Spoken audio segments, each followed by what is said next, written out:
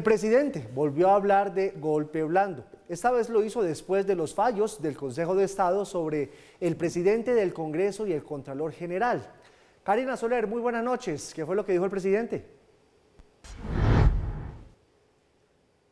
Hola Joanny y televidentes, así es, una nueva polémica ha suscitado el presidente Gustavo Petro a través de las redes sociales. Esta vez por un trino en el que ha manifestado que en contra de su gobierno se adelanta un golpe blando, quizás haciendo referencia a la salida de Roy Barreras como presidente del Congreso. Pero veamos qué fue lo que ocurrió. Recordemos que Roy Barreras ahora es embajador de Colombia ante Reino Unido. Veamos. Tras la salida del presidente del Congreso, Roy Barreras, por un fallo del Consejo de Estado que anuló su elección por doble militancia, el presidente Gustavo Petro dijo que era un golpe blando. A propósito, ¿se han dado cuenta que le están quitando los votos de los congresistas del pacto histórico, suspendiéndolos con órdenes administrativas? Es decir, están cambiando de facto la representación política en el Congreso que el pueblo eligió. Le quitaron al pacto la presidencia del Congreso y ahora sus votos. Es el golpe blando. Este pronunciamiento se conoce como respuesta a una entrevista que dio el expresidente Iván Duque a la revista Bocas, donde aseguró que el gobierno está lleno de prejuicios y que Colombia no eligió un emperador, sino un presidente. Gustavo Petro. Yo no le destruyo los ojos a los jóvenes con granadas lacrimógenas. Soy un demócrata y no un tirano. Por su parte, el Consejo de Estado, mediante un comunicado, le respondió al jefe de Estado. El Consejo de Estado hace de nuevo un llamado a todos los ciudadanos y, por supuesto, a todos los detentadores del poder público a evitar comentarios que socaven la independencia y la autonomía judicial. Además, el tribunal resaltó que sus decisiones no son administrativas, sino que se tratan de determinaciones netamente judiciales, que no tienen los efectos que el presidente señala en su pronunciamiento por redes sociales. Las decisiones proferidas por esta corporación no tienen otro objeto que el acatamiento riguroso a la misión que el constituyente le impuso, ajeno a controversias políticas e ideológicas. Sin embargo, el presidente horas más tarde volvió a trinar, señalando que él no se refirió al Consejo de Estado. Dejen de mentir. Yo no he señalado al Consejo de Estado en impedir la continuación de la presidencia del Congreso en manos del pacto histórico, el partido mayoritario. ¿Acaso el Consejo de Estado determina las mesas del Congreso? En diálogo con el constitucionalista Juan Manuel Charri, aclaró que no existen los golpes blandos. Yo creo que el presidente Petro se está refiriendo a golpes blandos en lo que él considera actos de oposición que en realidad pueden ser ejercicio de controles en la separación de poderes y pesos y contrapesos. Cuando se toman decisiones que extralimitan las funciones del gobierno, los jueces deben anularlas o suspenderlas, y eso es lo que puede haber ocurrido. Y en esa misma línea contestó el analista político Pedro Viveros. No hay golpe blando. Lo que hay sin duda es la manifestación de un poder, de los tres poderes que conforman nuestra democracia, que son el poder ejecutivo, legislativo y judicial. El Consejo de Estado pertenece al judicial y lo que hace es obrar en consecuencia cuando algo no corresponde a las determinaciones de la ley. A la salida de Barreras se suma la suspensión provisional de César Pachón, también por posible doble militancia. Esta decisión pone en riesgo las curules de David Racero, Wilson Arias y María José Pizarro, quienes ya están demandados ante el Consejo de Estado por la misma razón. Y yo me despido de ustedes desde el FAT 001, el avión presidencial que llevará a Gustavo Petro a Brasilia, a donde se adelanta la cumbre suramericana, organizada por su homólogo Lula da Silva. En las últimas horas ha llegado a ese país el presidente de Venezuela, Nicolás Maduro, quien fue recibido con honores. La única mandataria que estará ausente en esta cumbre será la presidenta de Perú, Dina Boluarte. Regreso a estudio con más información. Mañana los saludo desde Brasilia. Bueno, chao. Karina, se va para Brasil.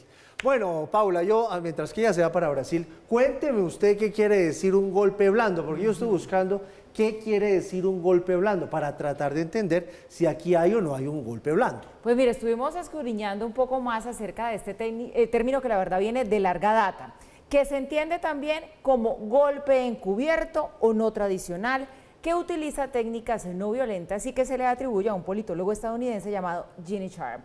Aquí les explicamos un poco más. El golpe blando, suave o encubierto es el uso de un conjunto de técnicas no frontales y principalmente no violentas, de carácter conspirativo. Eso es simplemente el control jurídico en una democracia y en un Estado de Derecho. No debería ofender a los gobernantes, y menos al presidente de la República. La expresión ha sido atribuida al politólogo estadounidense Gene Sharp. Se trata del control, del contrapeso que la Constitución misma consagra, y el hecho de que haya parlamentarios que hayan violado las normas electorales sin esperar el año para pasarse de un partido a otro, eso se le aplica a todos, no solamente a los del pacto histórico. El golpe blando se utiliza como alternativa al golpe de Estado militar. Y sobre este tema, el fiscal general de la Nación hace apenas un par de horas le respondió al presidente Petro. Dice, la rama judicial del poder público en Colombia no se toca. Mensaje del fiscal al presidente. La rama judicial del poder público no se toca en Colombia, no se toca. Y si la tocan, la defenderé. Bueno, Mauro, ¿lo dijo o no lo dijo? Porque es que primero lo dice y luego él dice que él no lo dijo, pero que sí lo dijo, pero que no lo dijo. Nosotros quedamos como confundidos. Sí, se enfrasca en una pelea de trinos, el presidente que la verdad no le hace nada bien en este momento al país, pero lo cierto es que sí hay inquietud de muchos sectores de la sociedad, pues porque lo que se percibe del presidente es que o le molesta o no entiende muy bien como los roles de las instituciones y la independencia de esos poderes, en este caso de la rama judicial, ¿no? Yo creo que sí lo dijo porque le respondió el fiscal y el Consejo de Estado. Aquí se combinaron dos cosas en el mensaje original del presidente Gustavo Petro, dos discusiones distintas de naturaleza y con implicaciones distintas, porque una de ellas se refiere efectivamente al caso de los congresistas. Él dice grosso modo en el comienzo del mensaje que mediante decisiones administrativas se les han quitado los votos a los congresistas que han sido elegidos por el pueblo y de esa manera se han reducido los votos del pacto histórico y no se refleja en esa votación lo que la gente terminó votando. Esa es una discusión. Voto de congresistas que han sido suspendidos por decisiones administrativas. Y termina ese mensaje diciendo: primero le quitaron la presidencia del Congreso al pacto histórico, ahora le quitan el derecho a voto a quienes han sido elegidos por la gente. Ahí es donde mete el segundo elemento, que es la presidencia del Congreso. ¿Por qué son dos cosas totalmente distintas? Porque la que se refiere al Consejo de Estado es la de la presidencia del Congreso en cabeza del ya excongresista, pues que en realidad su elección en este caso fue anulada, Roy Barreras, decisión del Consejo de Estado porque antes de decidir cambiar, se decidió cambiar del partido antes de que se cumpliera el periodo que era necesario para que se diera. Por lo tanto, su elección se declara nula. Decisión del Consejo de Estado enunciada por el presidente Gustavo Petro en su mensaje. Pero la primera parte se refiere a una cosa totalmente distinta y son decisiones de la Procuraduría General de la Nación, no el Consejo de Estado, sino la Procuraduría General de la Nación sobre la situación de congresistas como Alexander Flores o como César Pachón, que, como lo decía alguno de nuestros analistas, no cumplieron adecuadamente con ciertos requisitos y por lo tanto terminan siendo sancionados. ¿Y por qué aquí hay una gran diferencia? Porque al presidente le asiste la razón cuando dice que según la Corte Interamericana de Derechos Humanos no se le pueden quitar los derechos políticos a un congresista o a cualquier persona que haya sido elegida popularmente si no es con sentencia judicial. Y las decisiones de la Procuraduría no tienen carácter judicial.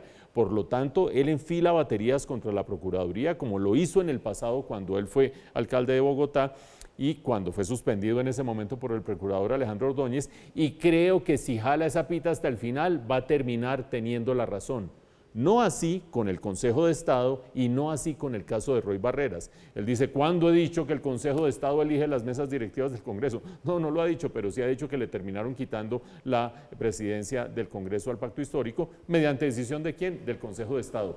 Una batalla que seguramente ganaría si la saca adelante el presidente, otra que seguramente perdería o ya perdió, porque acuérdense que la opinión pública internacional y la nacional, pero la internacional que tanto le interesa a él, observa claramente si él se mete en los feudos de la independencia de la justicia.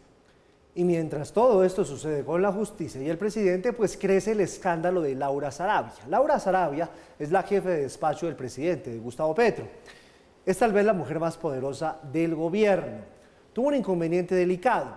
La niñera que cuidaba a su hijo denunció en la revista Semana que fue sometida a una prueba de polígrafo no consentida por ella. Incluso dijo que se sintió torturada y secuestrada en un edificio justo al frente de la Presidencia de la República. Todo por cuenta del robo de una maleta con dinero que tenía Laura Sarabia en su apartamento. El caso es tan delicado que ya la Fiscalía abrió una investigación, la Procuraduría también abrió una investigación, toda vez que Laura Sarabia es funcionaria pública. Incluso el Congreso la llamó a un debate de control político.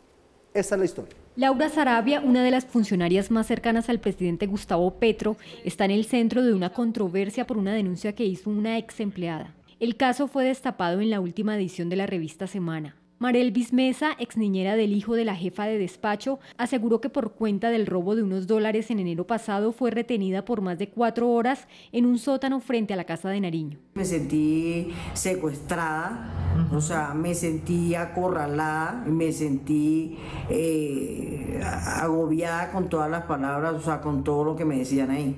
La ex empleada reveló que en ese lugar fue sometida a una prueba de polígrafo. Pues yo voy porque si yo no voy al polígrafo, o sea, más me van a culpar de que yo me robé esa plata, pero me fueron a recoger, pues yo tenía que ir o ir. Me dijeron 2 policías, o sea, 2 personas, pues, que estaban ahí con su escarapela, o sea, con su... me dijeron... usted es una mentirosa, usted se puede burlar de ese aparato, pero de nosotros no se va a burlar y usted esta noche no va a su casa, y usted de aquí va presa. Mesa denunció además que su familia supuestamente ha sido víctima de persecuciones. Mi hermano tiene un carro que trabaja en Uber y a mi hermano también se le presentaron unos hombres y le dijeron que dónde estaba el botín, que dónde estaba la plata y lo maltrataron también verbalmente. ¿Qué le dijeron? Que nosotros éramos unos ladrones, que dónde estaba la plata, que le diera 2 millones de pesos. Denos algo. Tras conocer la denuncia de su ex empleada, Sarabia aclaró que el hurto fue por menos de $7.000 correspondientes a los viáticos por viajes oficiales. Mi familia y yo fuimos víctimas de un robo. La Fiscalía investiga como responsable a quien dio la versión a Semana. La Jefatura de Protección Presidencial y la SIJIN actuaron aplicando los protocolos en el marco de la ley. La Presidencia de la República también se pronunció y dijo que actuaron de acuerdo a la arquitectura legal que rige la seguridad de altos funcionarios. Rechazamos versiones sobre supuestos abusos de poder, mal uso de recursos públicos y maltrato a personas indefensas. Los procedimientos se efectuaron en las dependencias de la Jefatura para la Protección Presidencial, visibles, debidamente identificadas y dispuestas en esa misma ubicación desde hace muchos años. Una versión con la que coincidió el ministro de Defensa. Dada la proximidad permanente de la doctora Sarabia al presidente de la República, cualquier afectación de su propia seguridad puede generar también afectación para la seguridad del presidente. De manera que procedimientos que son más o menos normales dentro de los protocolos que se tienen establecidos en la seguridad del presidente. Entre tanto, la Fiscalía General de la Nación informó que investiga el robo del dinero, pero advirtió que el procedimiento contra Mesa se adelantó presuntamente sin orden judicial. El polígrafo no es ninguna prueba judicial, ni puede ser utilizado en el país para sacarle la verdad a nadie, ni para fines de ningún tipo, ¿de acuerdo? Judicialmente eso no está en la regulación colombiana, en la regulación judicial colombiana. En segundo lugar, aquí la única entidad que investiga en Colombia se llama la Fiscalía General de la Nación. En tercer lugar, la Policía Judicial de Colombia debe estar bajo la dirección exclusiva de la cabeza de la Fiscalía General de la Nación. Luego, cualquier actividad judicial debe estar atada a un fiscal que lleve el caso. La Procuraduría también abrió una indagación preliminar para averiguar si hubo alguna falta disciplinaria. Pero seguramente se citará a todas las partes involucradas y denunciadas dentro de los medios, quienes participaron en el polígrafo, quienes participaron en la citación, todas, para oírles sus declaraciones y luego determinar contra quién y sobre qué hechos se abre la respectiva investigación disciplinaria. En el ámbito político también se anunciaron acciones. En la Cámara de Representantes se citará un debate de control político por este caso. es muy importante que el país sepa por qué sobre los hechos denunciados de María Elvis se generó un secuestro express por parte de agentes del Estado. ¿Por qué la condujeron de manera ilegal? Porque entró a un edificio de presidencia sin ningún protocolo de seguridad, sin quedar registrada en ningún lado. Otro de los cuestionamientos que ha salido a la luz pública es que al parecer no aparecen algunos pagos a la seguridad social de la exniñera. Bueno, una vez revisamos el sistema de seguridad social, ADRES, encontramos que la señora María Elvis Mesa no se encuentra afiliada o no se encontraba afiliada a Seguridad Social desde julio del 2022. Esto coincide con los relatos tanto de la doctora Laura Sarabia como de la misma María Elvis, en donde dice que trabajó todo el segundo semestre con la jefe de gabinete del presidente Gustavo Petro, a lo cual nos hace preguntarnos por qué la tenían precarizada. Las autoridades informaron que la exniñera ya está bajo protección de la Fiscalía. Antes de ir con el comentario, Mauricio, porque esto tiene muchos ingredientes, quiero mostrarles un trino que acaba de sacar el presidente de la República. Voy a la parte final de un extenso trino donde dice lo siguiente, es una postdata, Mauro. Dice, tal como sucedió en Perú con la fiscal recientemente visitada y en contra del presidente elegido Pedro Castillo, se hará allanamiento a la presidencia por la Fiscalía. No tenemos nada que ocultar, bienvenidos. ¿Por qué van a hacer ese allanamiento? ¿Cuál es el caso? No lo sabemos. Tenemos que esperar a que nos confirmen cuál es el caso del allanamiento. Vamos a hablar con la Fiscalía a ver qué dicen, pero acaba de suceder y nosotros se lo contamos. Sobre el tema de Laura Sarabia, perdónenme, pero es que los polígrafos son voluntarios. Si la persona no quiere, no lo hace.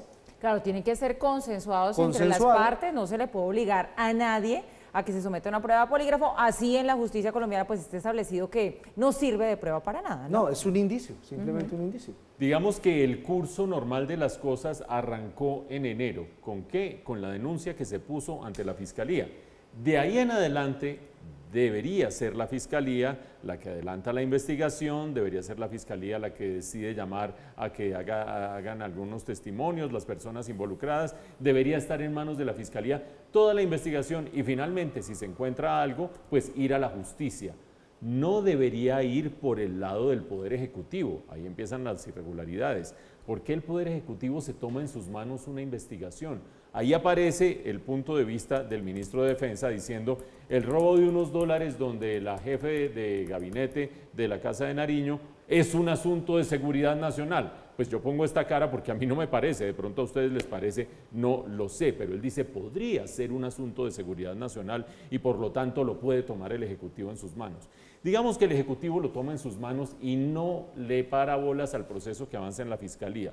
¿Qué hace el Ejecutivo en este caso? Según el testimonio de la exniñera, es obligada, amenazada, hostigada. Quienes están frente a ella le dicen usted esta noche no vuelve a su casa, todo eso son palabras de ella, habrá que ver si son ciertas o no, pero esa es la descripción que da lugar a este escándalo y es que el Ejecutivo con la gran potencia que ostenta el que la lleven a una casa al lado de la Casa de Nariño, etcétera, etcétera, sin registro oficial para entrar a esa dependencia de la Casa de Nariño, según su propia versión, todo el poder se lo ponen encima y la obligan a hablar ante un polígrafo y con un polígrafo puesto. Obviamente habrá que ver si todo eso es cierto, pero de allí es de donde deriva este escándalo. Cuando digo que habrá que ver si todo esto es cierto, nos referimos a tres instancias. Una, Cámara de Representantes, quien la llama a hacerle un debate de control político, ella no está obligada a ir y seguramente no va a ir Laura Sarabia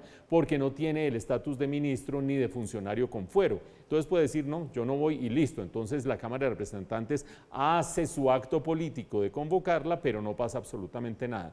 Pero mientras, eso es lo más probable que suceda. Mientras tanto, Fiscalía y Procuraduría sí hacen lo suyo.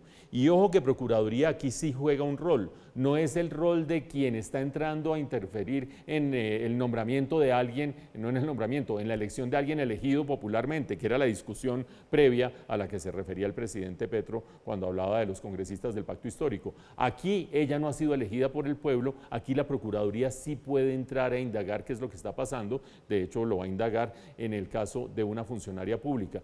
¿Y la Fiscalía qué? Pues vuelve a donde estaba, es decir, en enero tiene una denuncia, averiguará qué pasó con esa denuncia, si la niñera tiene algo que ver o no tiene nada que ver, y si el procedimiento que se hizo con el tal polígrafo y usted no vuelve esta noche a su casa y no sé qué y si sé cuánto, es cierto o es un escándalo mediático. Habrá que ver a dónde va a parar todo esto. Por ahora parecería que 2 o 3 piezas sí se unen para configurar un caso que por lo menos cuestiona el proceder del Poder Ejecutivo en este caso.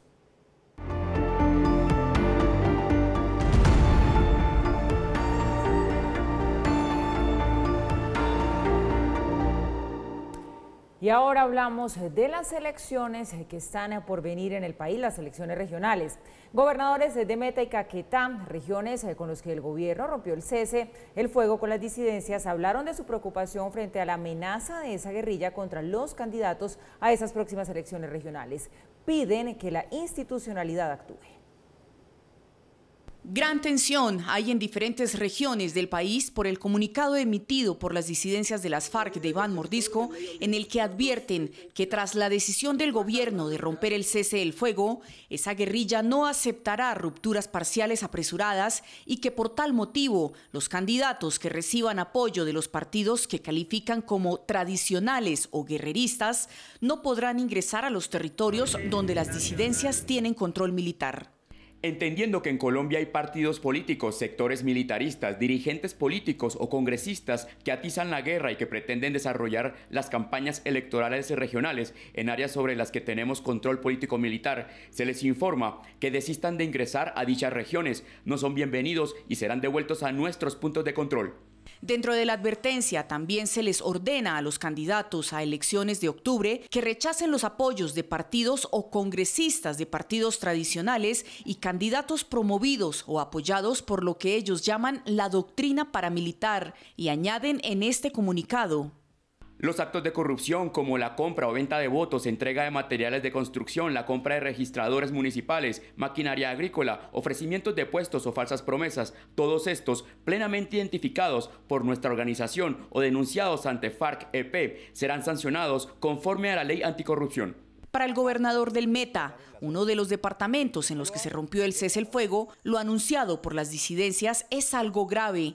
El mandatario regional señaló que serán más de 160 municipios del país bajo la amenaza de ese grupo guerrillero. Todo el accionar de las disidencias de las FARC, además del daño que le hacen al departamento y a otras regiones, es tratar de incidir en las elecciones. Y hoy están hablando de que pueden tener incidencia en 166 municipios de Colombia, que eso es gravísimo. Y aspiramos a que en la próxima semana en una nueva cumbre de gobernadores con la cúpula militar, con el Ministerio de Defensa y el Ministerio de Interior podamos abordar esto, porque no se les puede dejar camino que ahora quieran incidir en las elecciones regionales de octubre. Zuluaga señaló que incluso a candidatos que son aprobados por las disidencias les han puesto condiciones para que ingresen a los territorios a hacer política. Nos han manifestado algunas comunidades en el sur, es que ya es una decisión de las disidencias, que no van a permitir la entrada de candidatos que no sean del gusto de ellos. Pero además los candidatos que sean del gusto de ellos tienen que pagar para poderse desplazar en la zona. Y que el que no lo haga es declarado objetivo militar. Esas son las amenazas que ya están haciendo. Y hoy no solamente en el Meta, ya se lo he oído también a otros gobernadores, como esta mañana el gobernador del Caquetá. Mientras tanto, el gobernador de Caquetá le hizo un llamado a la guerrilla para que no ponga en medio del conflicto a la población civil.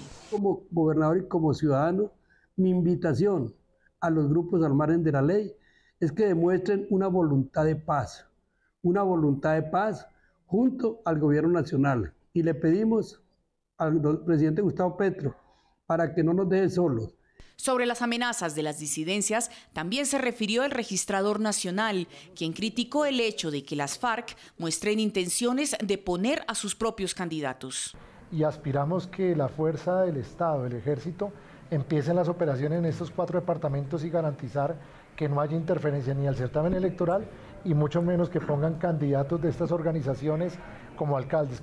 Mientras tanto, el ministro del Interior y de Defensa señalaron que ya se trabaja con las fuerzas militares para trazar el plan democracia. El llamado a absolutamente todas las fuerzas de este país es el respeto a la democracia, pero cuando uno recibe una amenaza como la que ha recibido, esto no es con carticas ni con mensajitos, esto es con actuaciones que evidentemente está preparando la fuerza pública. Lo que ahora pretende con su anunciado veto a la realización de actividades políticas o al ingreso de políticos a las zonas en las que están ellos presentes, como si tuvieran la capacidad, la facultad de determinar quiénes son los que pueden o no hacer política, a quienes entonces apoyarían o a quienes estarían enfrentando. Por lo pronto, los gobernadores piden a la fuerza pública y fuerzas militares que se les garantice a los candidatos de sus regiones poder hacer sus campañas de manera libre y segura. Mientras los gobernadores, Mauricio, están pidiendo, y Paula, que por favor la fuerza pública actúe, que no esté a la defensiva, sino a la ofensiva, porque las FARC dijeron, las disidencias de las FARC, quién va a gobernar y quién no. Acaba esto de trinar el comisionado de paz desde Cuba, acaba de poner el siguiente trino, ahí está en pantalla, dice, avanza la paz. Desde Cuba, el comisionado de paz envía un mensaje de compromiso con la paz de los colombianos. Hay un ambiente positivo y de construcción, el cese de fuego y la participación. Estamos escuchando las voces de las comunidades que padecen las violencias en Colombia. ¿Será que está escuchando las voces de los gobernadores? Porque los gobernadores le están diciendo, aquí las disidencias de FARC deciden quién va a gobernar y quién no. Sí, este es un trino que acompaña al comisionado con un video como de 2 minutos y medio, en donde, dentro de otras cosas, dice que justamente van a avanzar en esos diálogos para honrar la memoria de las víctimas que hemos tenido en los últimos días por esta arremetida violenta de esos grupos con los cuales se ha roto ese cese del fuego. Yo creo que el comisionado pues sigue siendo una voz bastante peculiar dentro del gobierno y dentro de las autoridades, y sobre todo una voz peculiar para la opinión pública colombiana, que lo que percibe es desdén, desprecio, casi que una burla de parte de los grupos alzados en armas frente al gobierno, primero frente al cese al fuego bilateral, que se arrancó con 5 grupos, ya quedan solamente 2, no hay cese al fuego bilateral con las disidencias de Iván Mordisco, que es el responsable de estas amenazas en 4 departamentos, 166 municipios del país. No se ha podido concretar cese al fuego bilateral con el ELN, que salió a las 24 horas de que el presidente Petro lo anunció, a decir cuál cese al fuego bilateral. Mejor dicho, sigue siendo el comisionado Danilo Rueda una voz bastante singular, por decirlo menos, en medio del sentir popular. Y hay que detenerse en el comunicado de las disidencias de las FARC en 2 aspectos, porque son tremendamente importantes. El primero, el que ha encabezado nuestra nota, el que ha encabezado nuestro cubrimiento, y es aquel que dice que invita a los candidatos de los partidos que sean guerreristas, que estén propugnando por la defensa, etcétera, etcétera, a que ni se aparezcan, a que no vayan a elecciones, que no son bienvenidos, directamente dicen no son bienvenidos, mejor dicho. Y más bien dicen que sí son bienvenidos los candidatos de proyectos políticos alternativos que serán vistos con buenos ojos por parte de las FARC, de las disidencias de las FARC. Claramente allí lo que tenemos es una instrucción de quiénes pueden y quiénes no pueden hacer política. Pero el segundo elemento es fundamental, porque apoyan ese, ni siquiera es un llamado, una amable invitación, es casi que una instrucción, lo apoyan en lo siguiente, dicen en las áreas en las que tenemos control político y militar, es decir, sin eufemismos, sin adjetivos raros, en las áreas en las que tenemos control político y militar. Quiero saber qué piensa el gobierno de Colombia, quiero saber qué piensan las entidades del Estado cuando un grupo alzado en armas con el que está haciendo diálogos y que se burla y que vuelve y que si hay cese al fuego, que no hay cese al fuego, dice aquí mando yo, en lo político y en lo militar, y por lo tanto en estos 4 departamentos, 166 municipios, no habrá elecciones libres. Vienen por supuesto las reacciones del ministro del Interior diciendo allá va a llegar la fuerza pública, vienen las reacciones del ministro de la Defensa diciendo allá va a llegar la fuerza pública. Y es donde uno se pregunta cómo se pudo consolidar ese poder político y militar de las disidencias, pues con un cese al fuego bilateral fallido en el que la instrucción del Ministerio de la Defensa y del Gobierno Nacional era no tomen acciones ofensivas a la fuerza pública, solamente defensivas. ¿En qué se tradujo eso? En una consolidación del poder político y militar de estos alzados en armas que ahora quieren hacer sentir ese poder en las elecciones. Así vamos.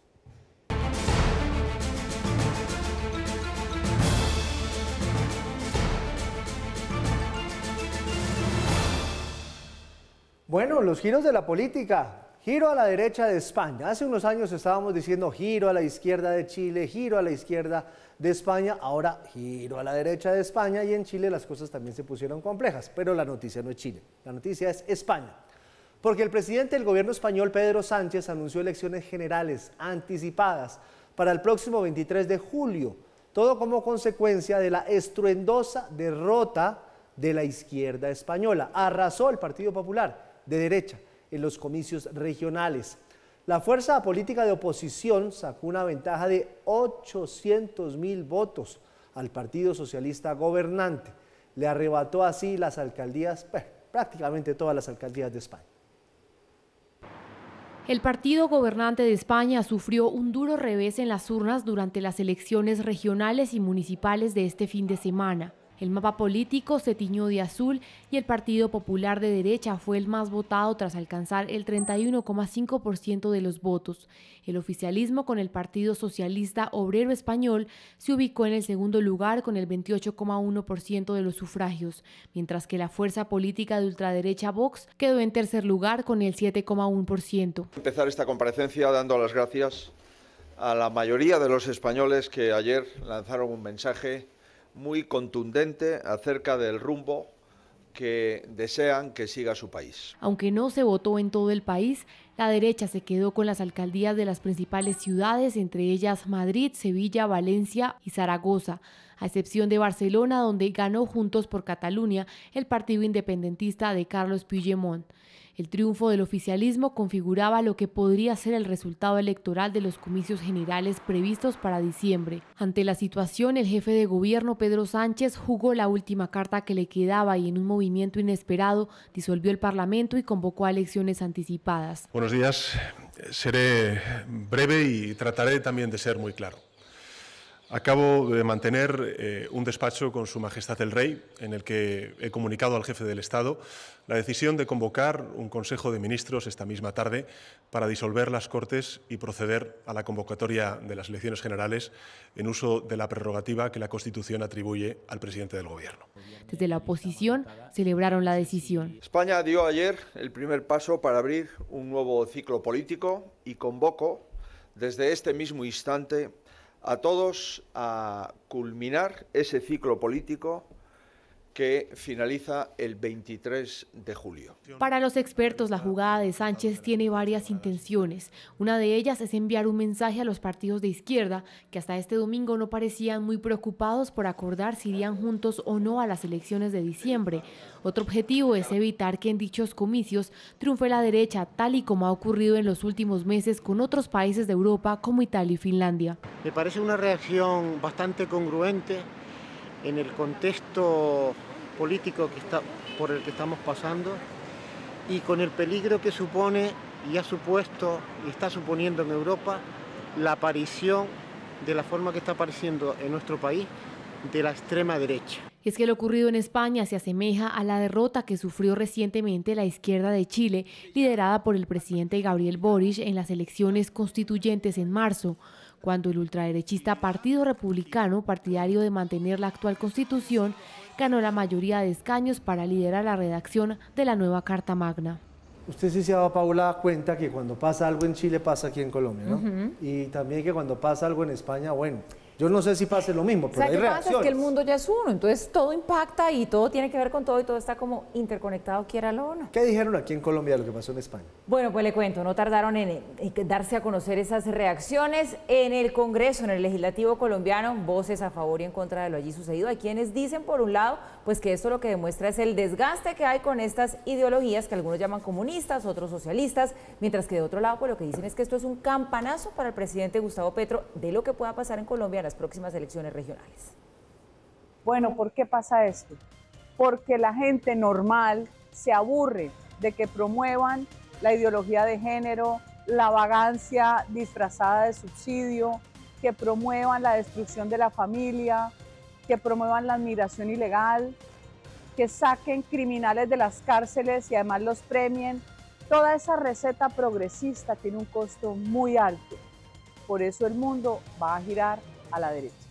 Las elecciones locales generalmente tienen una dinámica que no es la misma que las elecciones nacionales. Si el 29 de octubre va a ser una medición de medio término para Gustavo Petro, no lo sé, tal vez en las grandes ciudades, en el resto no. Pues yo creo que si el gobierno del presidente Gustavo Petro no entiende que es necesaria una concertación en la política, tristemente creo que en muchos sectores de este país podría ganar la derecha las elecciones regionales. Hace unas semanas lo vimos en Chile, ¿no? Y ayer pasó en España. Los colombianos se están dando cuenta de quiénes son unos cuando están en campaña y otros cuando están gobernando. Creo que en octubre podría suceder aquí una réplica de lo que está sucediendo en otros países del mundo. Bueno, no, la oposición tiene derecho a pensar con el deseo. Eso es un derecho que no se le puede negar a nadie, pero estamos seguros que aquí se va a ratificar la decisión que se tomó el año pasado en el sentido de que Colombia necesita un cambio. Pues yo no sé si va a tener un impacto, lo que yo sí creo es que el mundo ha ido probando el populismo de izquierda y ha ido decidiendo que no sirve. Y yo creo que esa es una buena noticia porque los países pueden irse por el camino equivocado, pero enmiendan. Y esa es una buena noticia para todos los colombianos. Lo que sí es un llamado de atención a las fuerzas políticas progresistas, porque si algo nos deja, digamos, como una alerta muy importante, es el hecho de que debemos mantener la unidad que hemos logrado construir en Colombia alrededor del pacto histórico, pero por supuesto avanzar en lo que ya decía el presidente y es un gran acuerdo nacional. Estoy convencido que el péndulo girará, entre otras por una pésima gestión que viene desarrollando el presidente Petro y que seguramente buscará a los ciudadanos por lo menos seguridad en las ciudades donde hoy está prácticamente desatendida. La gran pregunta, ¿se repetirá en Colombia lo que sucedió en España? Es decir, que el gobierno de izquierda de repente se ve superado en las elecciones regionales por la oposición de derecha y se ve obligado a llamar unas elecciones tempranas, cosa que no pasaría en Colombia porque no existe tal mecanismo en un régimen como el colombiano. ¿O se reproducirá lo que sucedió también en Chile, que el péndulo se devolvió y volvió a los terrenos de la derecha? Es la gran pregunta, que yo creo que tiene respuesta medio positiva y respuesta medio negativa también. Pero recordemos números en primer lugar, porque esto se vende como el gran triunfo de la derecha. Ojo, los porcentajes estuvieron muy cerca.